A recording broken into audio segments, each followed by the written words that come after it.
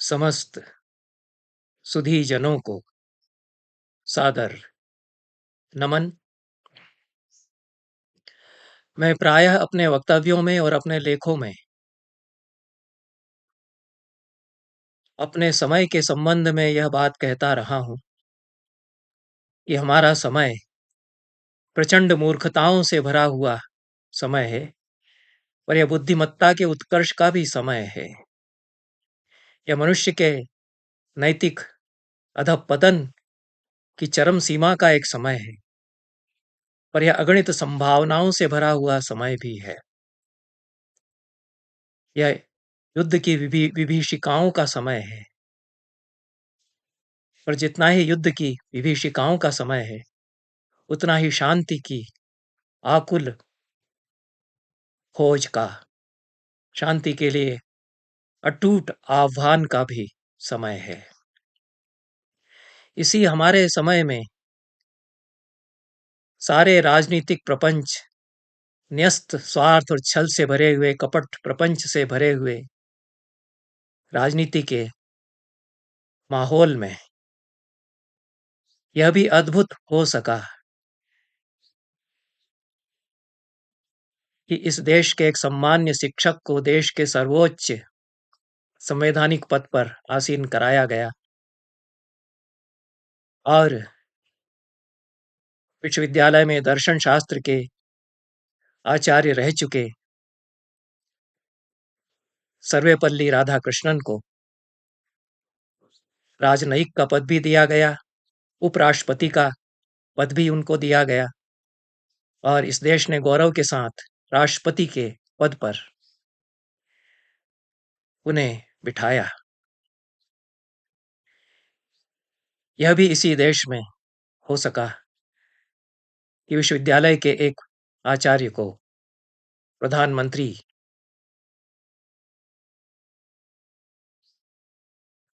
के ऊंचे पद पर बिठाया गया। श्री मनमोहन सिंह, जिनका अभी अभी निधन हो गया, और जब मैं यह वक्तव्य दे रहा हूं, आज दिल्ली में निगमबोध घाट पर उनका अंतिम संस्कार किया जा रहा है।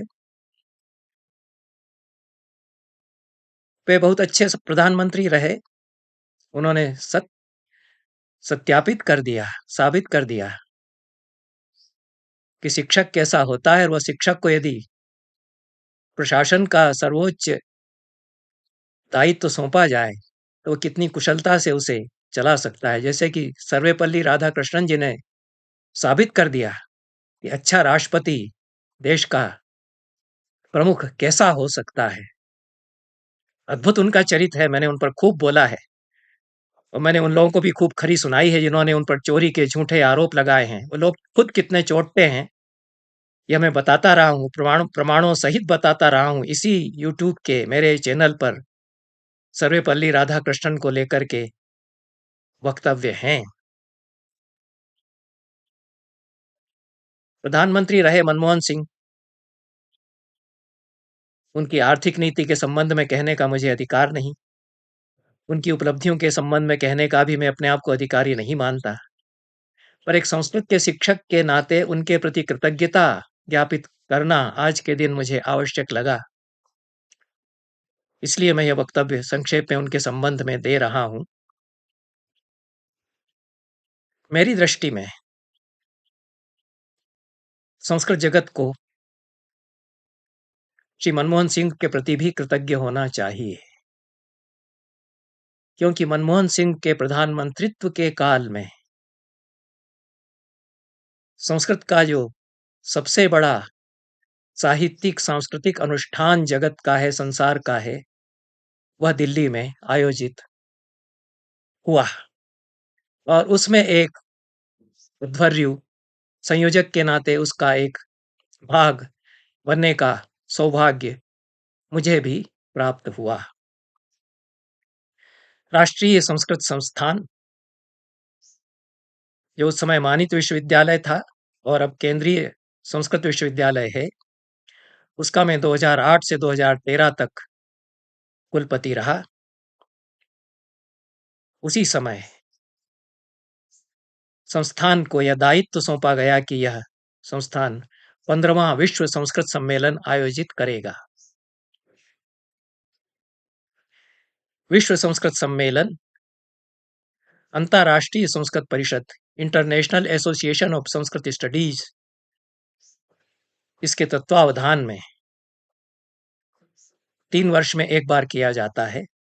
यह भारतीय विद्या का, संस्कृत विद्या का और संस्कृत के संबंध में सबसे बड़ा अंतर्राष्ट्रीय कार्यक्रम है और इसमें विश्व के सर्वोच्च संस्कृत पंडित एकत्र होते रहे हैं, विमर्श करते रहे हैं। लगभग 20 अलग अलग प्रखंडों में कई सत्रों में इसमें वैचारिक यज्ञ चलता रहा है। इसकी कार्यवाहियां पुस्तकाकार प्रकाशित हुई हैं, अत्यंत उपादेय वे हैं।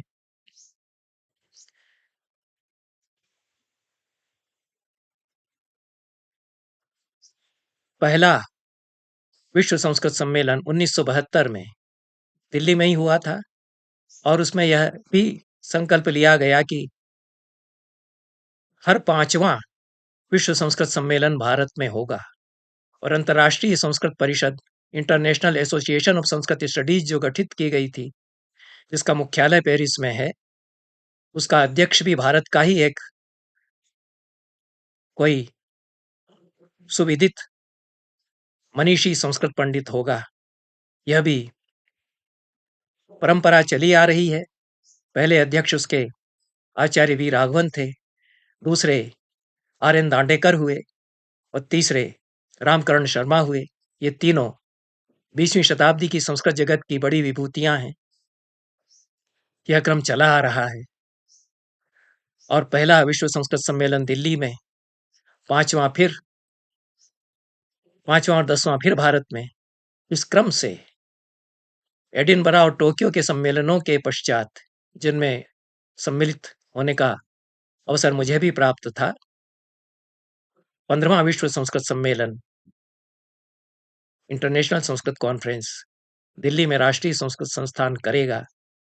राष्ट्रीय संस्कृत संस्थान का यह प्रस्ताव लेकर के मैं 14वें विश्व संस्कृत सम्मेलन में गया था, जिसको वहां की कार्य परिषद ने स्वीकार किया।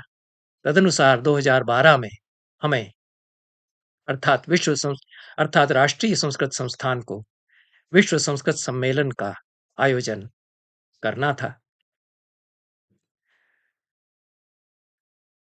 राष्ट्रीय संस्कृत संस्थान उस समय केंद्रीय शासन के मानव संसाधन विकास मंत्रालय के अंतर्गत कार्य करता था और स्वाभाविक था कि मानव संसाधन मंत्रालय के द्वारा पूरी तरह से वित्त पोषित होने के कारण सारे प्रस्ताव हम उन्हीं को भेजते। इसी क्रम में विचार विमर्श हुए, समितियां बनी, 2 वर्ष तक अच्छी तैयारी की गई और यह भी प्रस्ताव किया कि प्रधानमंत्री इस विश्व संस्कृत सम्मेलन का उद्घाटन करेंगे। प्रधानमंत्री कार्यालय से प्रस्ताव स्वीकार किया गया। 5 जनवरी 2012 के दिन डॉक्टर मनमोहन सिंह ने विश्व संस्कृत सम्मेलन का उद्घाटन किया। 5 जनवरी से 10 जनवरी तक 6 दिन का यह जो विश्व संस्कृत सम्मेलन था, वास्तव में 1 सप्ताह का आयोजन था, क्योंकि इसका पूर्व रंग हमने 4 जनवरी को किया था। इस सप्ताहावधि आयोजनों में अनेक कार्यक्रम हुए। 6 दिनों तक निरंतर सांस्कृतिक कार्यक्रम और संस्कृत के अच्छे नाटकों की प्रस्तुतियां होती रहीं। दिन भर सत्र विज्ञान भवन में चलते रहे। उस सब की बड़ी ही मधुर स्मृतियां मेरे मन में हैं और पहली बार कदाचित यह हुआ कि अनेक विदेश के वरिष्ठ विद्वानों ने जाते समय यह कहा कि भारत में भी संभव है कि कार्यक्रम की योजना के अनुरूप उसी समय पर समय के अनुसार हो सके। जो विश्व संस्कृत सम्मेलन में पद्धति रही है कि एक क्षणांश का भी अंतर नहीं होता है। 10 बजे यदि उद्घाटन सत्र है तो ठीक 10 बजे ही आरंभ होगा। इसी तरह से सारे कार्यक्रम 5 जनवरी से 10 जनवरी तक उस विश्व संस्कृत सम्मेलन में आयोजित किए गए। ठीक 10 बजे प्रधानमंत्री मनमोहन सिंह का उद्घाटन सत्र आरंभ हुआ विज्ञान भवन में। उसके पहले मनमोहन सिंह जी की अगवानी के लिए मैं खड़ा हुआ था। हमारे मंत्री मानव संसाधन विकास मंत्रालय में जो मंत्री थे कपिल सिब्बल जी, वो आगे मेरे खड़े हुए थे। मनमोहन सिंह जी ने 10 बजने में 5 मिनट था उस समय प्रवेश किया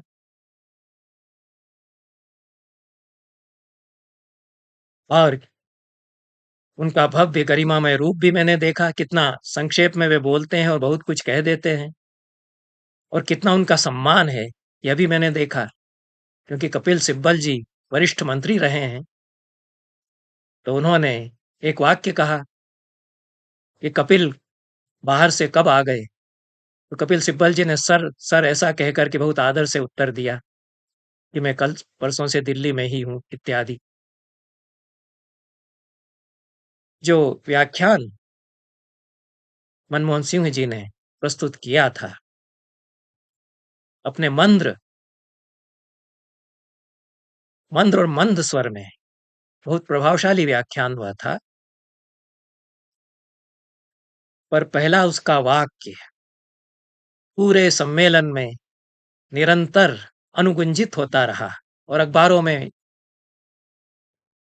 इसकी अच्छी रिपोर्टिंग भी हुई, अच्छी खबर इसकी बनी। अंग्रेजी में व्याख्यान उनको देना था, पर खड़े होते ही मंच पर उन्होंने पहला वाक्य हिंदी में कहा, संस्कृत भारत की आत्मा है। इतना ही, बहुत शनैः शनैः वो बोलते रहे हैं। इतना उन्होंने कहा। इतना कहकर है पर जैसे ही रुके तो खचाखच भरा हुआ हाल, जिसमें विदेशों से आए हुए शीर्षस्थ विद्वान लगभग 1000 की संख्या में थे और 2000 की संख्या में भारत के विद्वान थे, वो तालियों की गड़गड़ाहट से गूंजा। उसके बाद उन्होंने शेष अपना वक्तव्य पढ़ा। गंभीर बातें उन्होंने संस्कृत को लेकर उसमें कही थी और उसका दस्तावेज मौजूद है। राष्ट्रीय संस्कृत संस्थान से जो संस्कृत में संस्कृत वार्ता पत्रिका निकलती है, उसमें भी उसकी सूचना विस्तार से दी गई है। पर मुझे स्मरण जो इस समय तत्काल आ रहा है, प्रसंगानुकूल होने के कारण, कि मनमोहन सिंह जी ने उसमें चर्चा की कि मैं चंडीगढ़ विश्वविद्यालय में अर्थशास्त्र का प्रोफेसर रहा हूं, तो मैं तो अर्थशास्त्र जानता हूं जितना जानता हूं, संस्कृत में नहीं समझता। पर उन्होंने कहा कि मेरा यह एक सौभाग्य रहा है कि चंडीगढ़ विश्वविद्यालय के परिसर में जब मैं रहता था, तो जिस बंगले में मैं रहता था उसी के पड़ोस में संस्कृत के एक बड़े पंडित हजारी प्रसाद जी द्विवेदी रहते थे। उनसे मेरी भेंट और गपशप हो जाया करती थी और मैं बड़ा प्रभावित हुआ उनकी बातों से। ऐसा उन्होंने अपने व्याख्यान में चलते रास्ते कहा था। वह रिपोर्टिंग में कदाचित नहीं आया होगा, पर मुझे अच्छी तरह याद है कि उन्होंने अपने व्याख्यान के बीच में यह कहा, अपने व्याख्यान के दौरान यह बात कही थी। यह शिक्षक ही ऐसा कह सकता है और एक शिक्षक ही इस तरह से एक आचार्य का भी स्मरण कर सकता है। तो मनमोहन सिंह जी को जितना मैंने जाना, देखा, थोड़ी सी देर उनके साथ रह करके, उनके साथ 4-5-10 कदम चल करके, सताम ही साप्तपदीनम संगतम सख्यम उच्यते, ऐसा कह सकते हैं।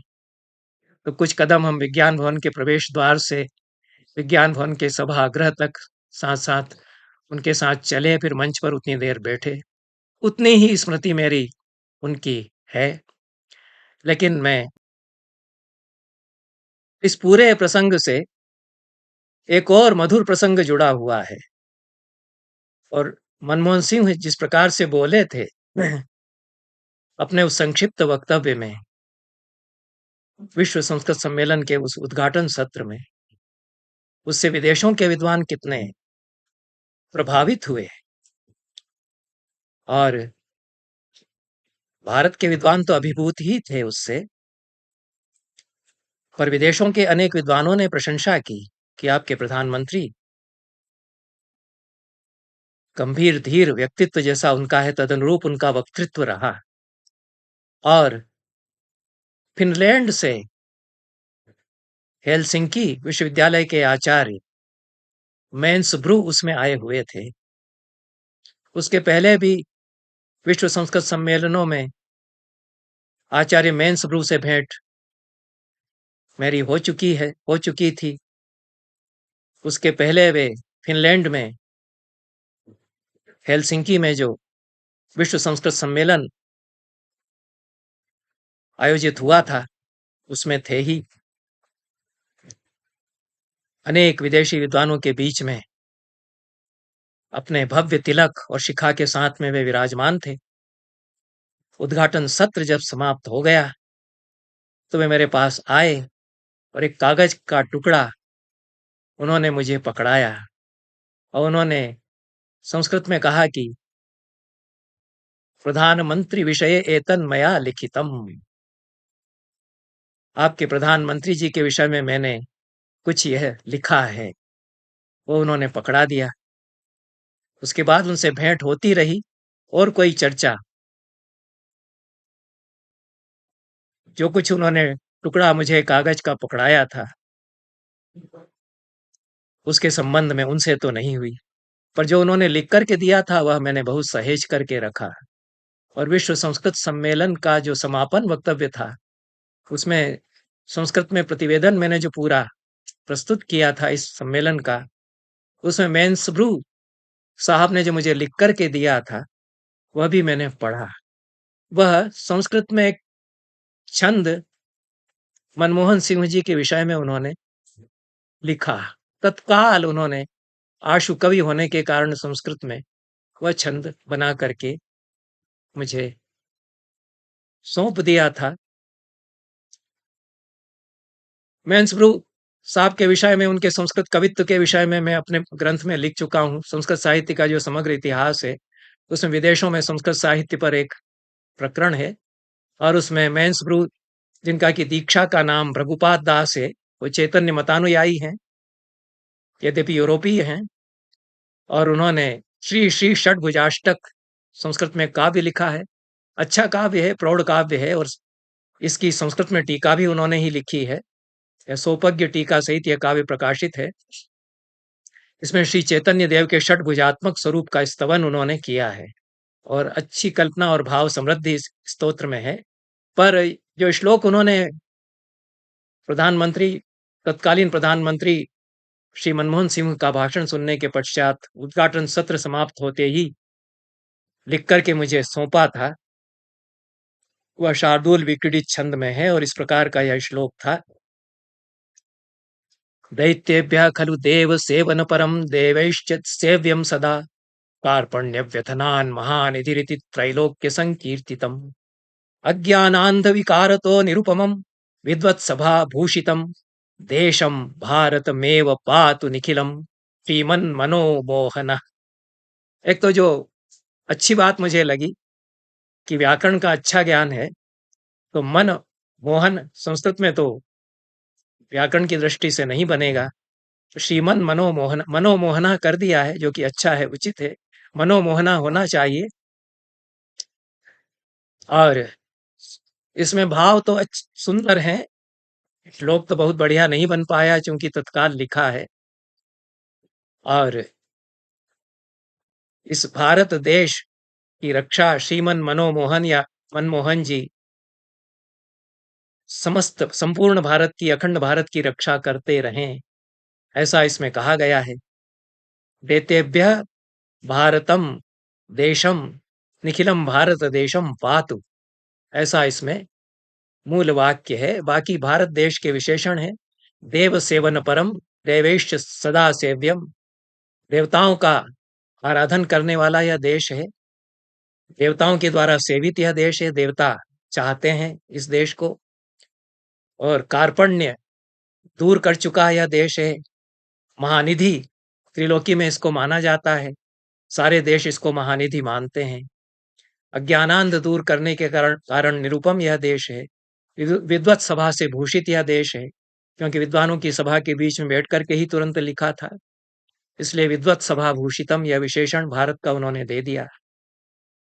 तो दैत्येभ्यः खलु देव सेवन परम देवैश्च सेव्यम सदा कार्पण्य व्यथनान् महानिधिरिति त्रैलोक्य संकीर्तितम् अज्ञानान्ध विकारतो निरुपमं विद्वत् सभा भूषितम् देशं भारतमेव पातु निखिलम् श्रीमन् मनोमोहनः। यह फिनलैंड देश वास्तव्य हेलसिंकी विश्वविद्यालय के प्राध्यापक श्री मैन्स ब्रू उनका लिखा हुआ पद्य आज के दिन इसका भी मुझे स्मरण आया, और यह पद्य संस्कृत जगत की ओर से श्री मनमोहन सिंह जी की स्मृति को मैं समर्पित करता हूं।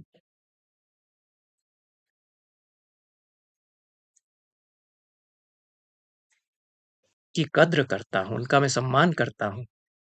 उनके जैसा गरिमामय व्यक्तित्व दुर्लभ हुआ करता है।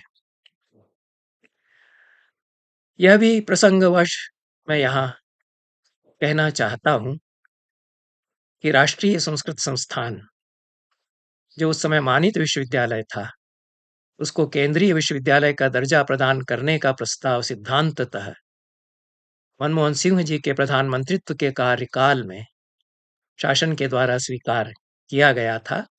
इसके लिए बहुत प्रयास उस समय मेरी ओर से भी किया गया, और शासन के द्वारा 2 समितियां मेरे संयोजकत्व में बनाई गई। एक के अध्यक्ष डॉक्टर सत्यव्रत शास्त्री जी थे। उसमें विस्तृत एक रिपोर्ट तैयार की गई कि क्यों इस विश्वविद्यालय को केंद्रीय विश्वविद्यालय का दर्जा दिया जाना चाहिए। उसके पश्चात एक और उच्चतर समिति, हायर समिति का गठन किया गया। इसका भी संयोजक मुझे बनाया गया था, और इसके अध्यक्ष सर्वोच्च न्यायालय के न्यायाधीश और संस्कृत के विद्वान तथा श्री लाल बहादुर शास्त्री संस्कृत विद्यापीठ के कुलाधिपति डॉक्टर मुकुंद काम शर्मा जी थे। दोनों ही समितियों में विशद विस्तृत प्रतिवेदन तैयार किए गए, और दूसरी समिति के विस्तृत प्रतिवेदन के स्वीकार होने के पश्चात मुझे निर्देश दिया गया था कि केंद्रीय विश्वविद्यालय का अधिनियम एक्ट आप बना करके प्रस्तुत कीजिए। तदनुसार मैंने विस्तार से अनेक केंद्रीय विश्वविद्यालयों के अधिनियमों का अध्ययन करने के पश्चात एक एक्ट बना करके उसको उसी समिति में पुनः स्वीकृत करा करके प्रस्तुत कर दिया था, और मैं चाहता था कि इसको मैं मंत्री को स्वयं सौंप करके आऊं। कपिल सिब्बल जी से मैंने समय लेकर के उनके हाथों में वह एक्ट की प्रति दी थी, और उन्होंने यह कहा था कि इसको जैसे ही संसद का अगला सत्र आरंभ होगा मैं उसमें रखूंगा और इसको मैं स्वीकार कराऊंगा। इस अवसर पर चूंकि कपिल सिब्बल अनेक प्रधानमंत्रियों के साथ कार्य कर चुके हैं, और श्री मनमोहन सिंह के साथ भी वे वरिष्ठ मंत्री के रूप में कार्य कर चुके हैं, इसलिए उनकी भी मैं सराहना करूंगा कि मानव संसाधन विकास मंत्री के रूप में राष्ट्रीय संस्कृत संस्थान को उन्होंने जो सहयोग दिया, और उन्होंने वचन पूरा दिया था उस समय कि केंद्रीय संस्कृत विश्वविद्यालय में इसको बनाऊंगा और इस एक्ट को मैं स्वीकार कराऊंगा। संयोग कुछ ऐसा हुआ कि कुछ हेरफेर हुआ, और उनको अन्य किसी मंत्रालय का दायित्व दे दिया गया, और पल्लम राजू जी मानव संसाधन मंत्रालय में विराजमान हुए, जिनकी बहुत रुचि तेलंगाना आदि का जो उस समय द्वंद्व चल रहा था उसमें थी, और मंत्रालय वो आते ही नहीं थे कई कई दिनों तक। उसकी सारी स्थितियों के बीच में वह जो अधिनियम बना हुआ था, प्रस्तावित था, और उसको संसद में रखा जाना था, उस संसद के सत्र में नहीं रखा जा सका। पर संस्कृत के लिए एक जो निष्ठा भाव प्रधानमंत्री उस समय के श्री मनमोहन सिंह के मन में था, उसका मैंने अनुभव किया, और उनका सहयोग संस्कृत संबंधी जितनी संस्थाएं थीं उनको भरपूर प्राप्त होता रहा। यह मैं अपने अनुभव से कह सकता हूं, क्योंकि मंत्रालय से संबंध था, मंत्रालय से सीधे जुड़े हुए थे। संसद तक में जाना पड़ता था जब कोई प्रश्न उठता था राष्ट्रीय संस्कृत संस्थान के संबंध में, तो निर्देश आता था कि आप पार्लियामेंट में जाकर के मौजूद रहिए, सुनिए, आवश्यकता पड़ सकती है। इस नाते सरकारी कामकाज कुछ देखने का, सुनने का अनुभव हुआ, कुछ मंत्रियों से मिलने का भी अनुभव हुआ और कुछ मंत्रालय के सचिवों के साथ उठक-बैठक का भी अनुभव हुआ ही। उस नाते सबसे अच्छी स्मृति जो पूरे 5 वर्ष के अपने कुलपतित्व की मेरे मन में है, एक उज्ज्वल, भव्य, गरिमामय छवि श्री मनमोहन सिंह की है। उसको स्मरण करते हुए आज के दिन मुझे लगा कि एक संस्कृत के शिक्षक के नाते राजनीति के सारे छल प्रपंच से दूर होते हुए भी मुझे उनके प्रति एक विनम्र श्रद्धा अर्पित करना चाहिए। बहुत-बहुत धन्यवाद। सभी को नमस्कार।